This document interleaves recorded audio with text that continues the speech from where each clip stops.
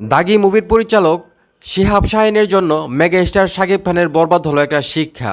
মানে এটা আমার কথা না ভাই, এটা শিহাব শাহিন নিজেই বলতেছে, শুনেন ওনার মুখ থেকে।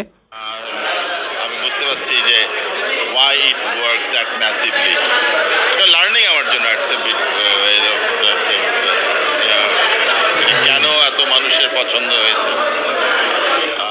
মানে মূলত আজকে শিহাব শাহিন ভাই বরবাদ মুভিটা দেখছে, দেখার পর উনি বলতেছে আর কি ইন্টারভিউতে যে আমি এই মুভিটা দেখার পর বুঝতে পারছি এই মুভিটা কেন দর্শকরা পছন্দ করতেছে, এবং বরবাদ মুভিটা আমার জন্য একটা শিক্ষা। এবং উনি আরও বলেন যে এই মুভিটা দেখার আগে অনেকে বলছিল এই মুভিতে কোনো ভালো গল্প নাই, কিন্তু আমি যখন মুভিটা দেখছি দেখার পর বুঝতে পারছি যে এই মুভিতে ভালো একটা গল্প আছে। এখন কথা হলো এই শিহাব শাহিন ভাই কিন্তু শাকিব খানের মুভিকে যাত্রাপালার সঙ্গে তুলনা করেছিলেন, আর এখন বরবাদ মুভি দেখে শাকিব খানের প্রশংসা করতেছেন, অভিনয়ের প্রশংসা করতেছেন, মুভিটির প্রশংসা করতেছেন। এটাই হলো আমাদের শাকিব খান।